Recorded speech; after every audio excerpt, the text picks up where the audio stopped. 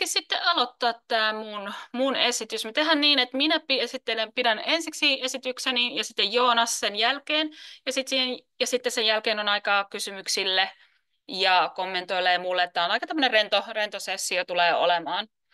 Ähm, Ja me sitten nauhoitetaan nämä esitykset, mutta sitten sitä keskusteluosuutta ei. Ja mä voisin sitten jakaa mun ruudun, niin päästään itse asiaan. Koneen tässä näin.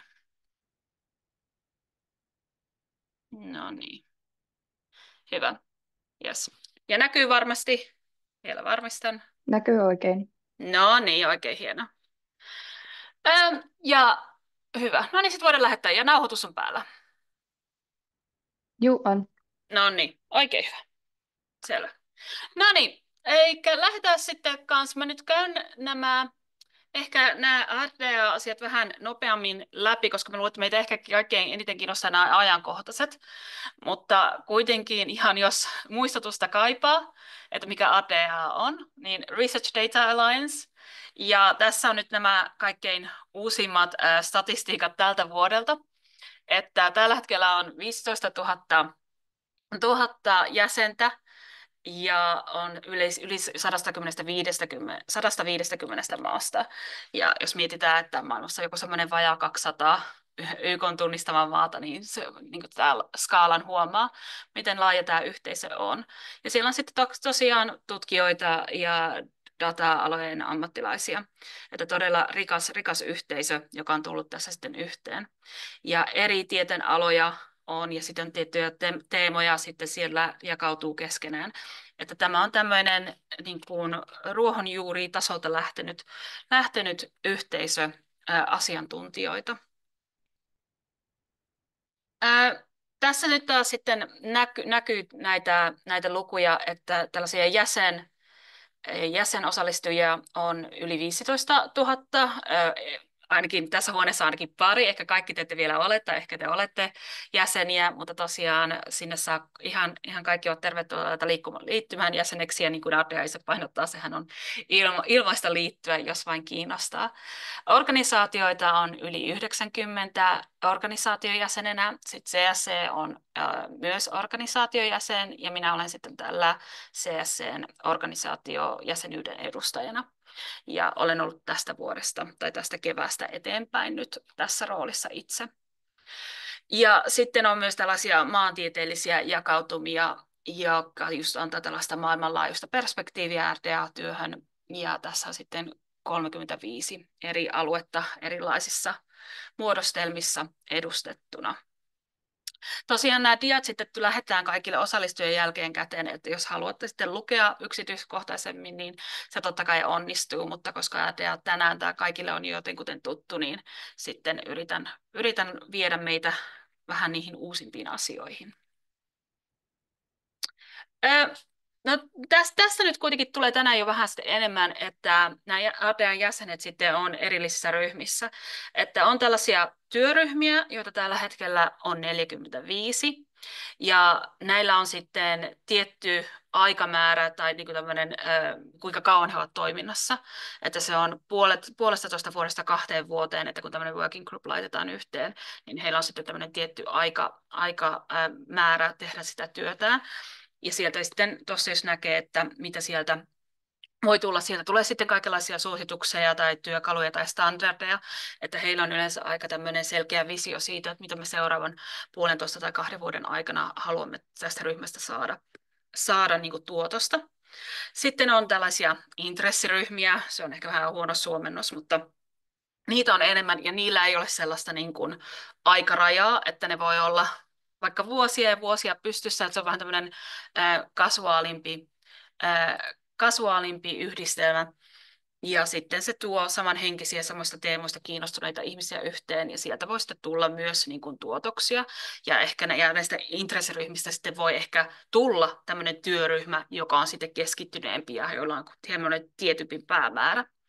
Ja sitten on vielä tällaisia communities of practice. Niitä on tällä hetkellä 2, ja mä kävin just vilkaisen, että mitkä nämä 2 on, ja yksi keskittyy maatalouteen, ja toinen keskittyy niin kuin, tällaiseen mikä se nyt olisi Earth Science siis suomeksi, mutta siis niin kuin tällaista geograafista maailman tutkimusta. Mutta näitä on sitten vähemmän, mutta en tiedä, sitten tuleeko tästä suositumpi muoto tulevaisuudessa. Mutta yhteensä 109 erilaista ryhmää, eli paljon löytyy eri intresseihin, johon voi liittyä, ja totta kai jotkut näistä on aktiivisempia, jotkut ehkä voi olla ehkä vähän unohtuneempia, mutta sitten ne varmaan myös sitten poistuu täältä RDAn ryhmistä. Mutta jos on joku tietty tämmöinen intressi, niin ehdottomasti kannattaa jäsenää käydä vilkaisen, että onko sillä sellaista omaa ryhmää, ja että siihen voi liittyä se, että liittyy ryhmään, ei sitouta itse asiassa sinua mihinkään, mutta sitten pääset seuraamaan sitä keskustelua, että mitä siellä tapahtuu, ja sinulle ilmoitetaan, että kun on kokouksia ja tapaamisia, ja sitten voi vähän niin kuin seurata sitä tietyn teeman tilannetta silmällä, ja sitten aktiivisestikin totta kai osallistua, jos on sellainen, että se kiinnostaa. Ja tässä on vielä tämmöinen Ardean pieni mainostusdia heiltä, jossa tosiaan sitten sanotaan, että jos liityt jäseneksi, mitä kaikkea hienoa voit tehdä. Ja sitten, niin kuin mä just kuvailinkin tuossa aikaisemmin, niin on monta eri tapaa, millä voi niin kuin sitten osallistua. Ja totta kai ei tarvitse kaikkeen, sitä voi itse vähän valikoida, että millaista panostusta laittaa. Kaikkihan tässä kuitenkin on niin kuin omallaan ajallaan tai omaa aikansa antamassa, että se riippuu yksilöstä todella paljon. Mutta tässä oli niin kuin tämmöiset pikaiset näkymät, että miten toi RDA niin kuin on itse järjestänyt itsensä.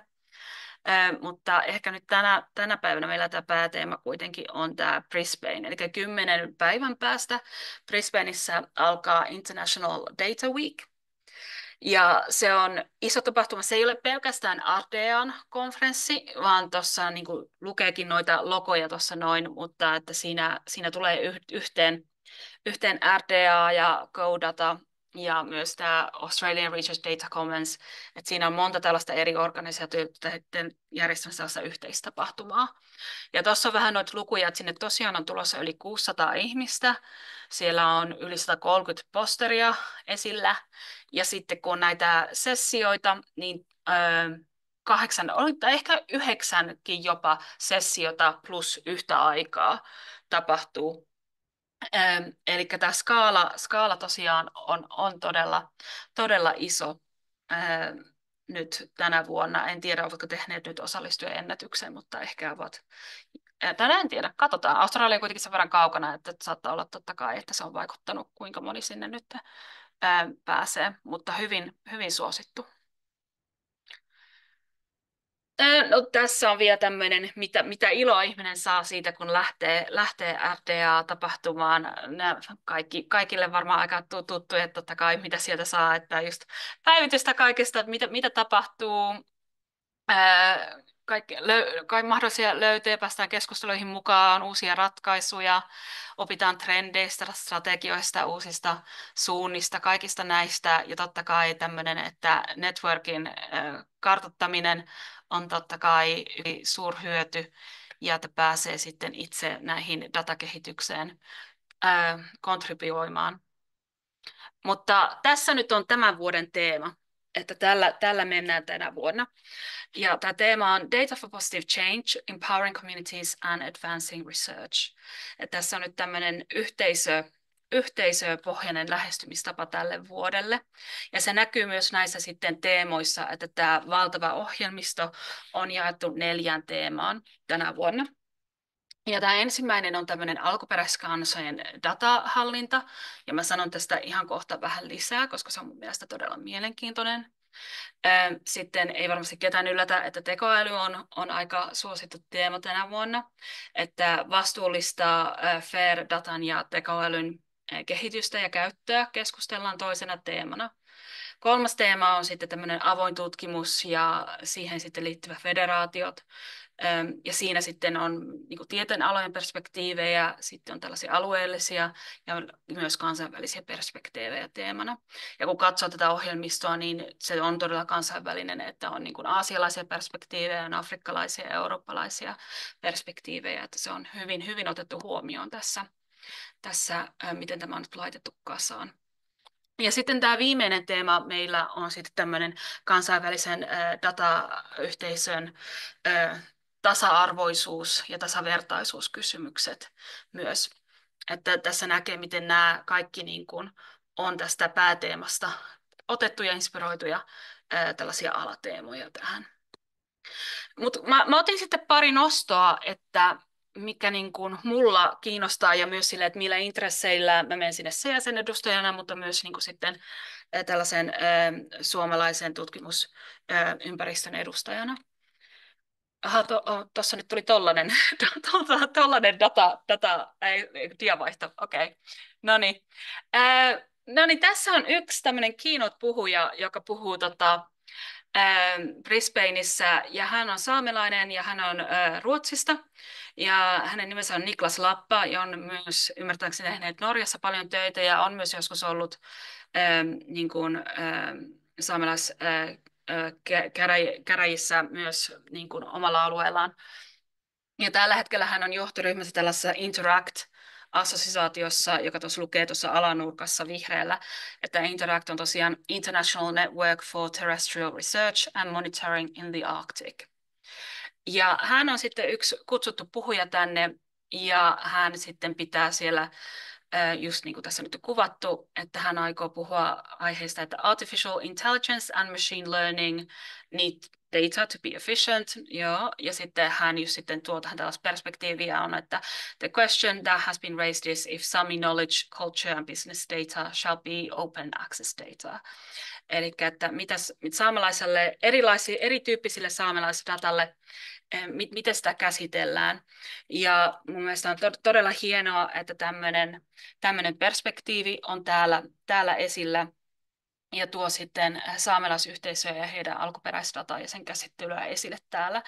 Ja myös Niklas on taustaltaan poromies, ja mun mielestä hän myös sitten tulee puhumaan, että miten niin tämmöinen data informoi poronhoitoa, joka sitten totta kai niin tällaisesta suomalaisesta perspektiiviltä on todella tärkeä ja mielenkiintoinen aihe myös.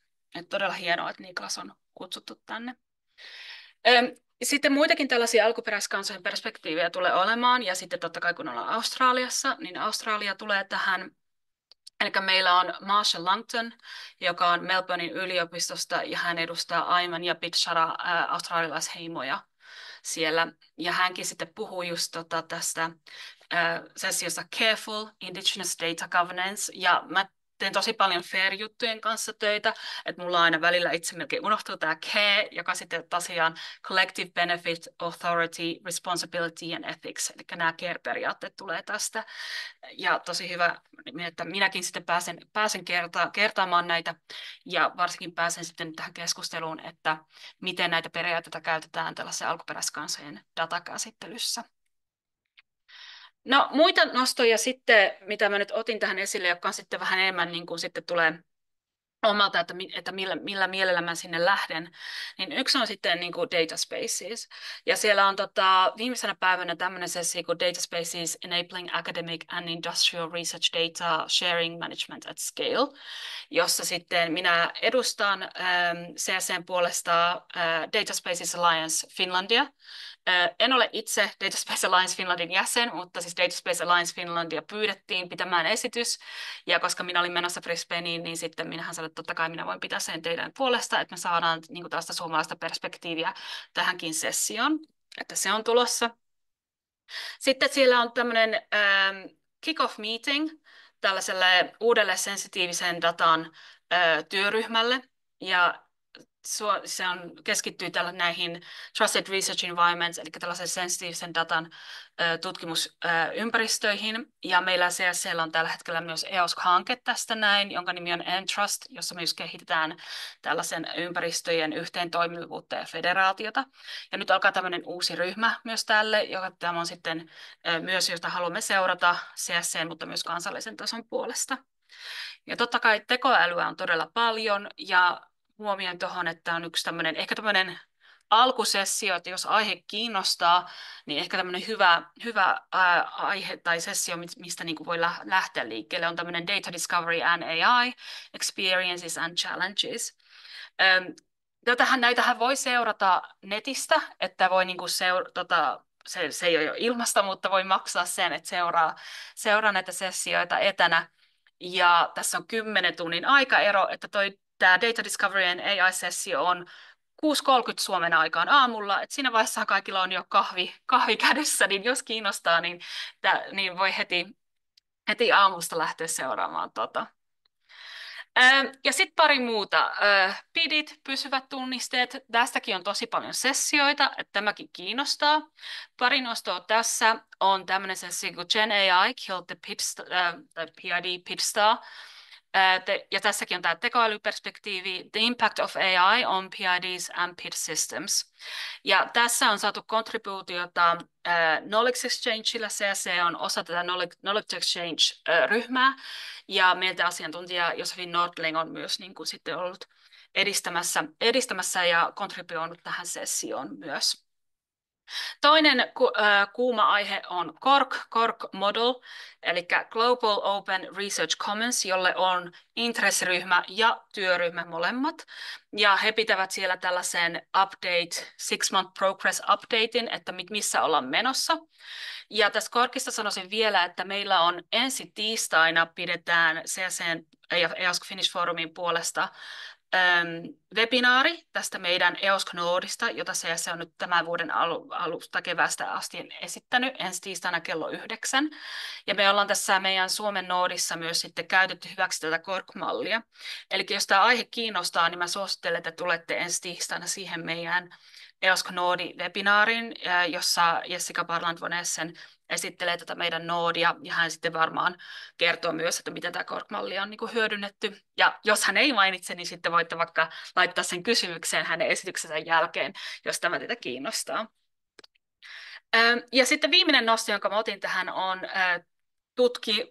tutkimuksen arviointi, mutta myös tutkijoiden arviointi, että TSVhän pitää nyt on osa tätä COARA-hanketta, jossa mietitään just tutkijoiden vastuullista arviointia, niin tämäkin on tämmöinen teema, mikä täällä Brisbaneissa on, ja joka myös kiinnostaa minua, koska meillä myös kansallisella tasolla tällä hetkellä tapahtuu tässä aika paljon kaikkea mielenkiintoista, että voidaan sitten miettiä, että mitä Suomessa tehdään ja millaista keskustelua sitten käydään kansainvälisellä tasolla. Sitten mä lisäsin tuohon vielä, että meillä on myös yksi posteri, joka sitten edustaa Fidelis-hanketta, ja sekin on tämmöinen EOS-hanke. Ja Fidelis, niin kuin tuossa sanotaan, a network of trustworthy digital repositories, eli se on niin kuin tämmöinen repositorioiden tämmöinen, mikä se nyt sana on, vähän niin kuin tämmöinen federointihanke myös, joka tässä on nyt pyörinyt jo vähän aikaa, ja sitten myös me esitellään myös tätäkin sitten työtä ja panosta siellä posterissa. Me ollaan yksi niistä 130 posterista, mutta ihmisiäkö on niin paljon, että toivottavasti mekin saadaan tästä huomiota. Ja yksi asia, mikä sitten on myös esillä täällä, on totta kai sitten myös meidän puolesta tämä FAIR-mappings-työ, mutta Joonas kertoo meille sitä kohta enemmän, niin minä sitten jätän tämän hänelle.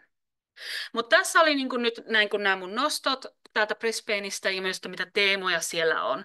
Ja toivottavasti myös vähän hahmotin, että miten se niin kuin sitten liittyy myös tällaiseen kansalliseen työhön, mitä me tehdään niin kuin kotona päin.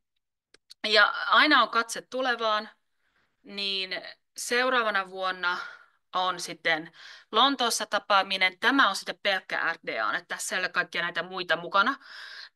Ja Lonto on myös paljon lähempänä, että jos kiinnostaa niin kuin nämä teemat, ja varmasti aika monet teemat toistuu ensi vuonnakin, että jos ne on niin kuin relevantteja omille intresseille, niin laittakaa toki ylös nämä aika ja paikka. Ja miettikää, että ehkä haluatteko olla Lontoossa vuoden päästä esimerkiksi. Ja jos katsotaan vielä enemmän tulevaisuuteen, niin 2 vuoden päästä on sitten taas tämä että siinä on monta eri tahoa järjestämässä, eli on tämä taas International Data Week, tämä on tosiaan joka toisen vuoden välein, ja sitten 2 vuoden päästä ollaan kaupungissa Etelä-Afrikassa. Et sinne ollaan sitten menossa 2 vuoden päästä. Mutta tässä olikin sitten mun osalta tämä näin, että missä mennään ja mitä on tulossa. Ja mä annankin tästä sitten Joonakselle puheenvuoron. Joonas, tosiaan sinä olet Brisbaneissa parissakin asiassa mukana, niin pääset puhumaan ne läpi. Yes, kiitos. Joo, mä jatkan tästä sitten ehkä semmoisella niin kuin käytännön työllä, mitä ollaan osana RDAta tehty. Eli niin kuin tuossa mainitsin, niin on co-chairina siinä semmoisessa Fair Mappings Working Group. Ja mä ajattelin, että mä eka kerron vähän siitä, että mitä me ollaan siinä kontekstissa tehty viime aikoina. Ja sitten sen jälkeen ää, niistä omista sessioista, mitä siellä pidän. Näkyykö Kyllä slide? näkyy. Yes. Eli eka pieni statuspäivitys siihen, että mitä Fair Mappings Working Group on tehnyt. Eli tähän työ alkoi itse asiassa jo Plenary 21. Salzburgissa, missä tuolla oli toi yksi kuvakin tuossa Ulrika-esityksessä.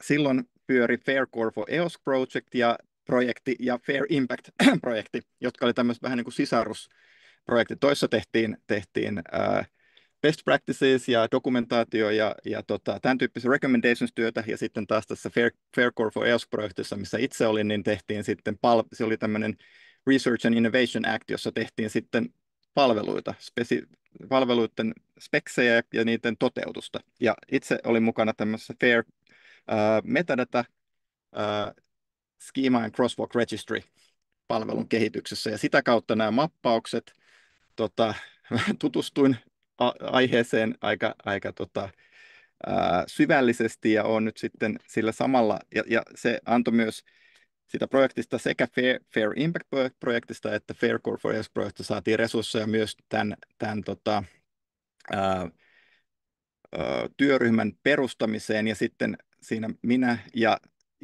Janne Frank siitä Fair Impact-projektista laitettiin sitä pystyyn niiden chartereiden ja muiden osalta, ja haalittiin siihen niitä ensimmäisiä osallistujia, ja sitten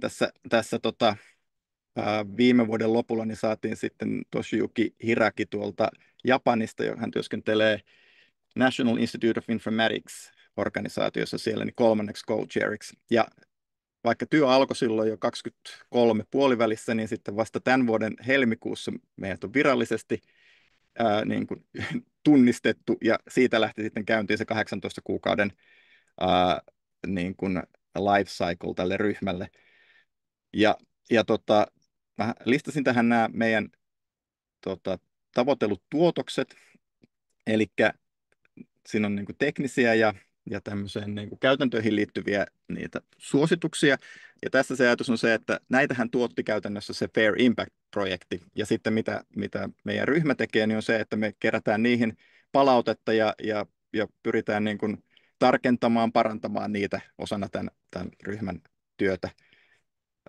Ja sitten on tämmöinen mappauksiin liittyvän case study-kokoelman kerääminen. Eli ajatuksena on, että se toimii niin kuin semmoisena perustana kaikelle tälle muulle työlle oikeastaan. Eli me halutaan nähdä, että mitä ihmiset mappaa, miten ne mappaa, millä ne mappaa ja mitä ne ajattelee, että mappaukset on. Ja sitten se toimii, niin kuin, siitä sitten vähän niin kuin johdetaan näitä muita tai ajatus on, että niistä johdetaan sitten näitä muita tuotoksia, joista ensimmäinen versio tämmöisestä mappaustaksonomiasta tai ontologiasta, eli käytännössä siitä kielestä, mitä voitaisiin käyttää mappauksiin liittyen, että puhuttaisiin samoista asioista, koska yksi mikä tässä jo sen projektin aikana niin tuli selkeästi ilmi, että mappaus on niin monitulkintainen sana, että siinä mennään herkästi, ruvetaan puhumaan omenoista ja appelsiineista, ja sitten ollaan ihan sekaisin, että mitä se tarkoitikkaa. Että saataisiin tämmöinen laaja, aika ylätason sanasto ja ehkä ontologia aikaiseksi siitä, että minkä tyyppisiä tai mappaamiseen liittyvistä erilaisista prosesseista ja sitten niistä tuotoksista eri vaiheisiin liittyen. Ja tästä ollaan ensimmäinen versio tuotettu, ja sitä esiteltiin viime plenaryssä. Ja nyt sitten tässä plenaryssä niin olisi tarkoitus esitellä ensimmäisiä versioita tämmöisestä mallista, jonka avulla voitaisiin kuvata fair mappings asioita, eli sekä sitä niin kuin kuvailevaa metatietoa liittyen mappauksiin, ja sitten suosituksia, esimerkkiä siitä, että kun sulla on tietyn tyyppisiä mappauskeissejä, niin mikä olisi sitten, millä tavalla se itse mappaus voitaisiin jakaa ja toteuttaa. Ja sitten näin niin kuin, asiana, joka kestäisi tämän työryhmän olemassaolon jälkeenkin, niin tarkoitus on sitten koostaa tällainen Fair Mappings Knowledge Base, mitä se sitten ikinä tarkoittaakaan. Tällä hetkellä se näyttää siltä, että se saattaa olla se meidän web-sivu ja siihen liittyvät GitHubiin pohjautuvat taustajärjestelmät, mutta ajatus on se, että esimerkiksi tätä case study collectionia niin voitaisiin päivittää sitten myös työryhmän elinkaaren päättymisen jälkeen. Tosiaan ehkä semmoinen tästä käytännön asioista, niin tuommoisessa maailmanlaajuisessa organisaatio tai niin kuin ryhmässä työskentelyn yksi hankaluus on ollut se, että no ensinnäkin pitää sanoa, että osallistujat ovat olleet tosi aktiivisia ja me ollaan pidetty kokouksia joka toinen viikko ja ne on sillain niin kuin, että joka toinen viikko ne on aamulla ja joka toinen viikko illalla, tai iltapäivällä, jotta sekä Amerikoista että Aasiasta niin ihmiset pääsee mukaan ja se on toiminut. Eri ihmiset tulee niihin molempiin tai eri ihmiset tulee niihin kokouksiin. Mutta tietenkin sitten chairina joutuu venymään molempiin suuntiin. Mutta sitten se ehkä sellainen yksi, mitä vielä harjoitellaan, niin on sitten tämmöisen niin kuin virallisten päätösten tekeminen. Ja nyt yksi päätös, mikä pitäisi saada nuijittua, niin on se, että päästäisiin yhteisymmärrykseen siitä ensimmäisestä taksonomiaversiosta, että käytännössä me ollaan otettu ainakin ryhmän sisällä sitä käyttöön, eli puhutaan tietyillä termeillä aika pitkälti jo, mutta että jotta se saataisiin julkaistuakin, niin se olisi hyvä tehdä virallinen päätös. Ja tosiaan nyt tähän International Data Weekiin liittyen, niin ollaan tehty tämmöisiä esimerkkejä siitä niistä metadata-instansseista ja sitten niistä mappauksista. Mä näytän pian vähän lisää, mutta semmoinen yhteinen näkemys on, että ne suositukset, mitä tullaan tekemään, niin ne liittyy yhteiseen jaettuun metadatamalliin ja sitten sen lisäksi niin on suosituksia, mutta ei mitään tämmöistä NS-mandaattia liittyen siitä, että mitenkä se mappaus pitäisi sitten niin kuin tallentaa, mikä on se speksi tai tiedostoformaatti, millä se pitäisi tallentaa. Eli käytännössä tarkoittaa sitä, että ne on fair mappings työryhmän näkökulmasta, niin fair mapping on yhtä löydettävä, käytettävä ja tai accessible ja uudelleen käytettävä kaikki, mutta sitten se, että miten hyvin sitä voidaan automaattisesti prosessoida, niin se vaihtelee. Eli mä näytän pian tuossa, kerron vähän esimerkkejä. Ja sitten muutama highlight niistä, mitä on niin kuin tuotoksista, niin toi Case Study Collection, siellä on nyt yli 25 caseja, osaa vielä siellä pending-tilassa, mutta ne aika hyvin kattaa jo ne perus use caseit, jota mappauksiin liittyy. Eli ne on nyt tehnyt sen tehtävänsä, mihin ne suunniteltiinkin. Ja sitten liittyen näihin suosituksiin, niin niistä ollaan keskusteltu, käyty läpi ja on kerätty ja julkaistu palautetta niihin liittyen. Ne löytyy tuosta linkistä sieltä työryhmän sivulta ja sitten esimerkiksi mun mielestä niin kuin todella tarpeellinen juttu, mikä nyt liittyy myös tähän metadata tai tähän meidän ryhmän seuraavaan plenary-esitykseen, niin on se, että kun ne alun perin julkaistut suositukset, niin niitä oli kohtuullinen määrä, ja niissä kerrottiin, että minkä tyyppisiä asioita pitää olla. Mutta sitten kun sä lähdet toteuttamaan sitä, niin olisi hyvä, jos olisi semmoinen niin kuin konkreettinen metatietokentän nimi tai vaikka URI, joka kertoo, että mikä metatietokenttä se on. Niin tämän tyylistä NS-mappausta ollaan tehty, eli lisätty siihen niihin suosituksiin niin konkreettinen metatietokenttä, mitä voit käyttää, kun haluat kertoa, että kuka on julkaisija ja kuka on tekijä esimerkiksi. Ja sitten tosiaan näihin omiin aktiviteetteihin siellä sen plenary-aikana meillä on siis ryhmän esitys siinä RDA Plenarissa otsikolla Towards Fair Mappings Implementation. Ja sitten mulla on tämän toisen co-chair, eli Toshin kanssa, niin siinä SciDatacon osassa, niin sitten tämmöinen case study-tyyppinen esitys siitä, että mitenkä voidaan toteuttaa fair mappings-tyyppisiä mappauksia sekä tiedon muuntamistarkoituksiin että semanttiseen mappaukseen sillä metadata schema and crosswalk registerillä, jonka mainitsin tuossa aikaisemmin, mikä oli se, mitä tuotettiin sitten siinä Faircore for EOSC-projektissa. Ja ensinnäkin tuossa RDA-esityksessä niin tarkoitus on siis se, että näytetään konkreettisia esimerkkejä ja kerätään palautetta niistä, että onko ne semmoisia esimerkiksi, mitä siellä on todennäköisesti yleisössä ihmisiä, jotka tekee mappauksia, tai on tehnyt aikaisemmin mappauksia tai aikoo tehdä mappauksia. Ja ei välttämättä kaikki ajattele samalla tavalla, että mikä se mappaus on, mutta näyttämällä konkreettisia esimerkkejä, niin on tarkoitus herättää keskustelua siitä, että onko tässä tarvittavat tiedot niihin kaikkiin keisseihin, mitä sieltä yleisöstä löytyy ja niin edespäin. Ja me ollaan päätetty, että me käytetään tällaista niin kuin juoksevaa esimerkkiä, joka on itse asiassa JCR:n tuottama DataSite to DCAT AP mappaus, mikä löytyy tuosta linkin takaa vuodelta 2020, joka on julkaistu semmoisena HTML-sivuna, ja sitten löytyy GitHub-repo, jossa on tämmöinen XSLT-tiedosto, jolla voi sitten suorittaa sen varsinaisen metadatan muuntamisen tuosta datasite-muodossa tähän DCAT AP-muotoon. Ja nyt mitä me ollaan tehty, niin me ollaan sitten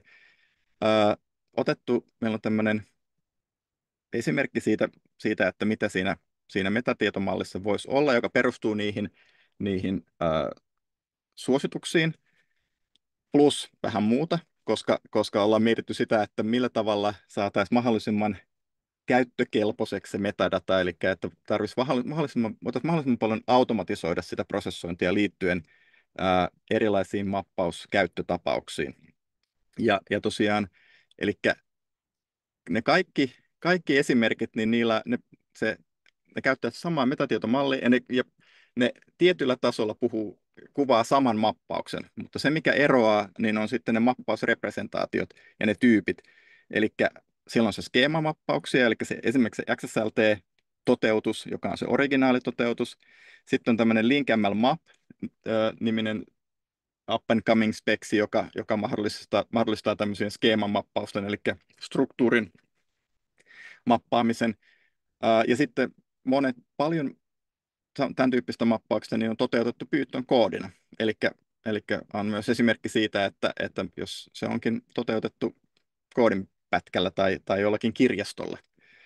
Ja sitten taas semanttiset mappaukset, jotka on esimerkiksi niihin DCAT-luokkiin liittyen, sit siellä esimerkkinä on SESOM, eli muutenkin SESOM, Simple Standard for Ontological Mappings tai jotain sinne päin, niin on sellainen lähtökohta, ja siihen liittyvä metatietomalli on ollut niin kuin lähtökohtana tässä työssä niin kuin laajemmaltikin. Ja sitten se HTML, eli se, mikä sinne on julkaistu. Ja tämä nyt on esimerkki siitä sellaisesta tämä on ehkä vielä vähän, vaan mun mielipide tästä ei ole ryhmän kanssa muuta kuin avattu keskustelu se, että voiko HTML-muodossa kuvattu mappaus olla fair, koska ja mun mielestä voi, koska se kuitenkin sisältää kaiken tarvittavan informaation sen mappauksen tekemiseen. Se, että pystyisi sitä hyödyntämään semmoisenaan, mutta sä voit edes sitä johdannaisen. Esimerkiksi Python-koodia, joka sitten toteuttaa sen varsinaisen datan muuntamisen. Ja sitten tähän SciDataconiin liittyen, niin tosiaan tämä liittyy yhteistyöhön, joka alkoi siellä projektissa, Faircore for EOSC-projektissa, tämän japanilaisen instituution kanssa. Nyt siinä on ajatuksena toisaalta ää, demonstroida sen tuotetun MSCR Metadata Scheman Crosswalk Registry-palvelun niin kuin hyödynnettävyyttä tämmöisiin oikeisiin mappauskeisseihin.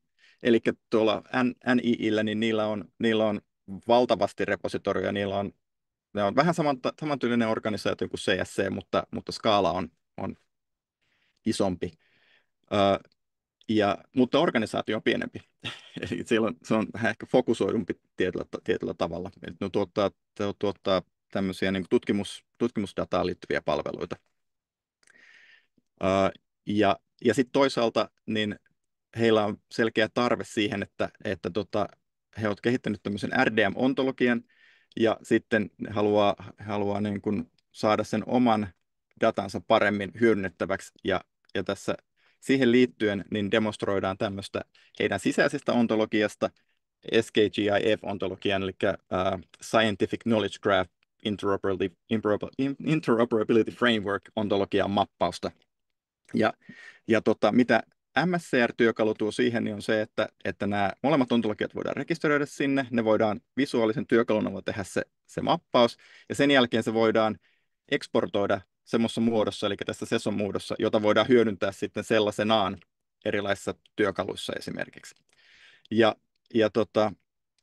Sitten toinen on tämmöinen, ja tämä on niin tällaista, mitä he voi käyttää semmoisenaan, mutta sitten tämä skeemamappaus on taas enemmän sitä feasibility-puolta, eli heillä itse asiassa on jo oma työkalu, custom-työkalu, joka tekee tämän muunnoksen tämmöisestä. Tämä GRDM on se heidän sisäisen järjestelmän tuottama data, JSON-data, ja se muunnetaan tämmöisen toisen sisäisen järjestelmän JSON-dataan. Ja heillä on siihen työkalu, mutta nyt tässä tämän keissin tarkoituksena on osoittaa, että se voidaan tehdä myös tällä MSCR-työkalulla, joka tuottaa sitten tällaisen XSLT-tiedoston, jolla se data voidaan siirtää identtisesti sen heidän käytössä olevan työkalun kanssa. Mutta ne hyödyt esimerkiksi, mitä siitä MSCRn käytössä saadaan, niin on se, että on selkeä ja niin kuin,